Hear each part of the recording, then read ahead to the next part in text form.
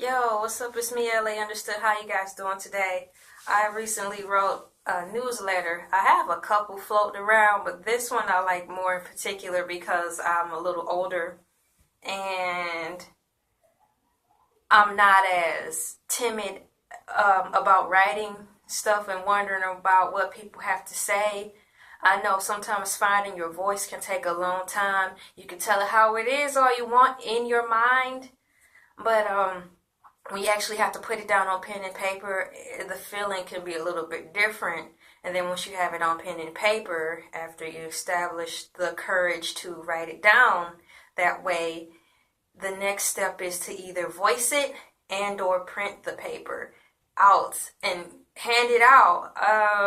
I write newsletters because it's a quick way to get the people involved in issues that I may be thinking about at the time. I think it's a little more personal, it's a little more hands-on, a little more one-on-one, opposed to sitting down writing a whole book.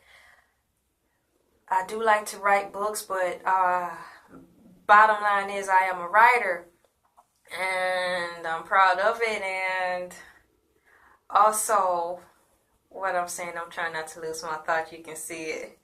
Also, back to the newsletter, it's a convenience as well. I'm not lazy or anything, but sometimes I notice that a newsletter slash a digital blog, they come in handy. It's kind of like a post-it note.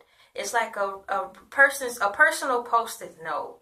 You have the blogs and you have newsletters, and you can just vent out something and it reaches people. I like that you could put the tags at the bottom, before you publish it, and specifically dictate where you want the topic to go that day. Like I wrote something on WordPress, Elay understood on WordPress. It was just venting about some things I was going through at the time. I wrote it in like a poem type of feel, but I put the hashtags down, and I instantly got responses. I mean, as soon as I pushed publish, I got some responses, and it made me feel like those responses were to the people who needed it at that particular time. And I think as a writer, anybody who's writing or considering it, just think of it this way. When you write anything and it's important to you, try to stay true to it. Don't try to contour it or cater it to how you think the masses will like it, even though you may want to reap instant benefits from your writings. Who do not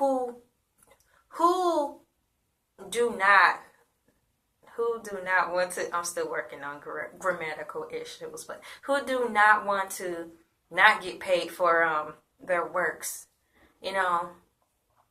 You don't want to be the type of artist who's eating their own work.